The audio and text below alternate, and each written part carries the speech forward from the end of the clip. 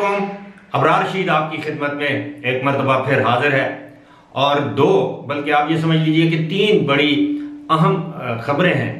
एक तो ये है कि यूएई ने, अबू धाबी ने अपनी जो लिस्ट है ममालिक की उसको अपग्रेड किया है, उसमें तब्दीली की है। उसके हवाले से बताऊंगा कि कौन कौन से ममालिक को ग्रीन लिस्ट में शामिल किया गया है, कौन कौन से ममालिक को रेड लिस्ट से निकाला गया है।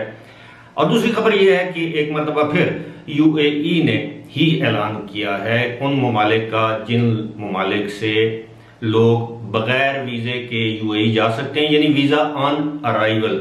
अगरचे मेरे ख्याल के मुताबिक ये लिस्ट तो पुरानी है, लेकिन इसको दोबारा इसलिए जारी किया गया है कि एक्सपो 2020 से पहले मुख्तलिफ ममालिक के लोगों को आगाह किया जा सके कि अब वो वीज़े के बगैर यूएई आ सकते हैं।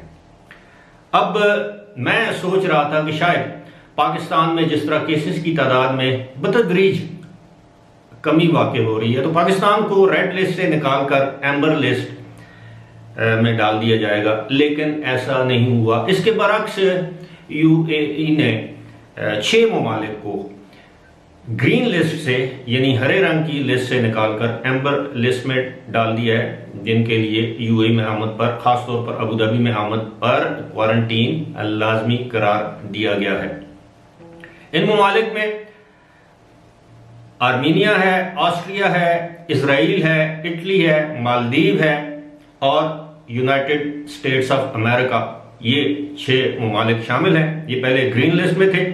अब यूएई की ग्रीन लिस्ट में सिर्फ और सिर्फ 28 ममालिक रह गए हैं और Pakistan, India, Bangladesh, Sri Lanka, Nepal, Nigeria, Uganda ये अब भी यूएई की रेड लिस्ट में शामिल हैं, रिस्ट्रिक्टेड कंट्रीज में शामिल हैं। और इन ममालिक से आने वालों पर जो पाबंदियां हैं, शराइत हैं, उससे आप अच्छी तरह आगाह हैं। लेकिन अफसोस की बात है कि पाकिस्तान को इस लिस्ट से नहीं निकाला गया, बावजूद इसके कि जिस तरह मैंने बताया कि केसेस की तादाद में नुमायां कमी देखने में आ रही है। इसी के साथ साथ वो 70 ममालिक हैं जिनकी लिस्ट जारी की गई है माफ कीजिएगा, जिनके शहरी यूएई में बगैर वीज़े के आ सकते हैं, यानी उनको वीज़ा ऑन अराइवल दिया जाएगा, बशर्ते कि वो दीगर शराइत पूरी करें जो कि कोविड के हवाले से हैं। अब इसमें दिलचस्प बात जो आपको बताने वाली है वो ये है, जाहिर है वो आपके इल्म में होनी चाहिए। मैंने थोड़ी सी रिसर्च की है, तो इन 70 ममालिक में से सिर्फ और सिर्फ 3 इस्लामी ममालिक हैं।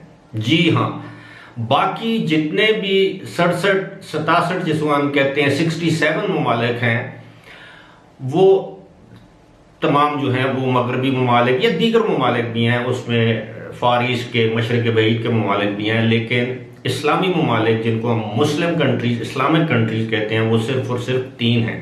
वो 3 ममालिक कौन से हैं? कजाकिस्तान, मलेशिया और मालदीव, जिसे मालदीव भी कहा जाता है। ये 3 ममालिक हैं। अब जाहिर है इसके अलावा 6 ममालिक और हैं जो गल्फ कोऑपरेशन काउंसिल के, उन लोगों को जीसीसी के जो मेंबर कंट्रीज हैं, जिसमें सऊदी अरब है, कुवैत है, यूएई है, बहरीन है, ओमान है, कतर है।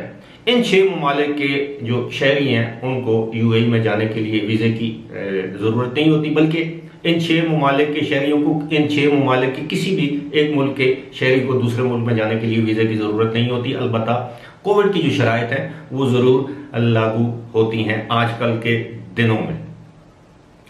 अब दुनिया में 57 ममालिक हैं। अब 6 वो ममालिक निकाल दें, 5वां तो खैर, छठा तो खुद यूएई है।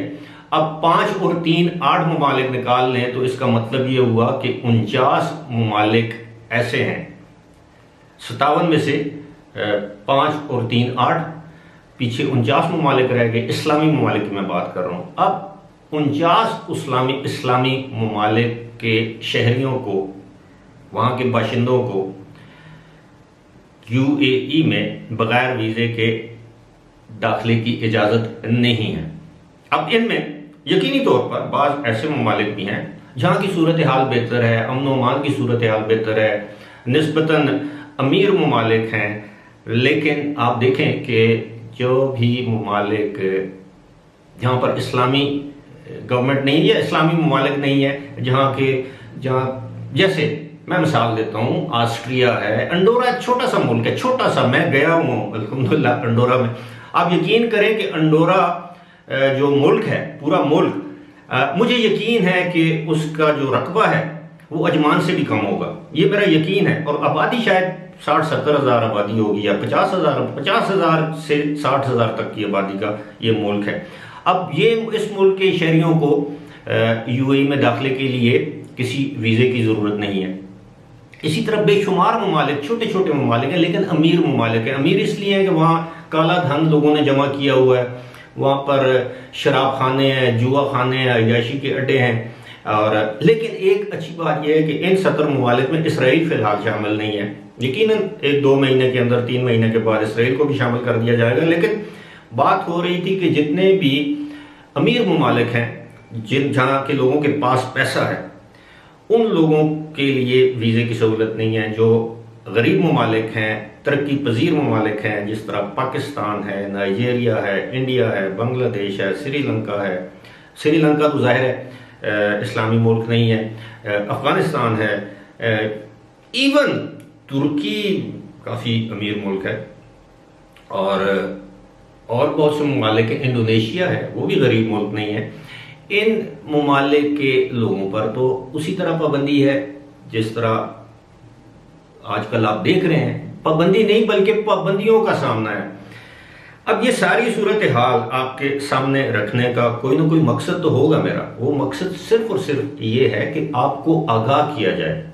ये जो हम लोग ब्रादर इस्लामी ममालिक और इस तरह के जज्बाती नारे लगाते हैं ना, कि कोई किसी एक मुल्क में कोई वाक़या हो जाए तो हम ख़ास तौर पर पाकिस्तानी जज्बाती कौम फ़ौरन सड़कों पर निकल आते हैं, फ़ौरन जनाब जुलूस निकाल देते हैं, नमाज जुमा के बाद दुकानें ज़बरदस्ती बंद करवाते हैं, तोड़ फोड़, गिराओ जलाओ, सड़कों पर टायर जलाकर, चाहे वो वाक़या आपसे हज़ारों मील दूर हुआ हो, लेकिन मुसलमानों के लिए दिल में दर्द हमारा जागता है। लेकिन आज तक मुझे ये बताइए, अभी हाल ही में तो कुछ ये इन्होंने कुछ नई पॉलिसी बनाई है, मुझे किसी एक इस्लामी मुल्क का नाम बता दें, किसी एक इस्लामी मुल्क का, जिसमें दीगर गैर इस्लामी मुल्कों की तरह शरीयत का शहरियत, मैं कह रहा हूँ शरीयत नहीं, शहरियत, सिटीजनशिप का कानून लागू होता हो, जहां आपको बराबर का इंसान समझता हो, जहां आपको वोट का हक मिलता हो, जहां आपके हुकूक वही हो जो उस मुल्क के। मिसाल के तौर पर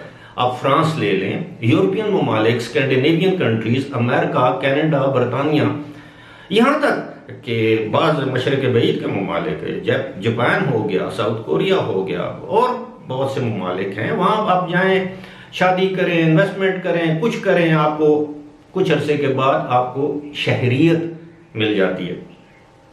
अब इन ममालिक में आपकी 3-3 नस्लें वहाँ पर अपना वक्त गुजार चुकी हैं, उम्रें गुजार चुकी हैं, लेकिन वहाँ पर वो आज भी परदेसी दूसरे नहीं बल्कि तीसरे दर्जे के शहरी गर्दाने जाते हैं।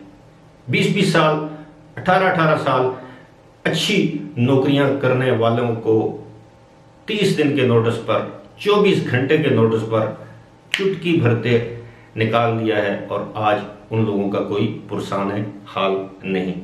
मेरा मकसद आपको ये चीज़ें बावर करवाना है, सिर्फ वीज़ा, ट्रैवल, फ्लाइट्स की इंफॉर्मेशन देना नहीं है, साथ ही साथ आप लोगों को आगाह करना भी है कि दुनिया क्या सोच रही है, और हम जज्बाती पाकिस्तानी जज्बात की रोह में बहकर अपने मुल्की मफाद की बजाय हम ज़ाती मफाद को तरजीह देते हैं, जिसका बिल आखिर नुकसान किसको होता है? पाकिस्तान को। इस पर ज़रूर सोचिएगा। फिलहाल मुझे दीजिए इजाज़त। खुदा हाफिज़।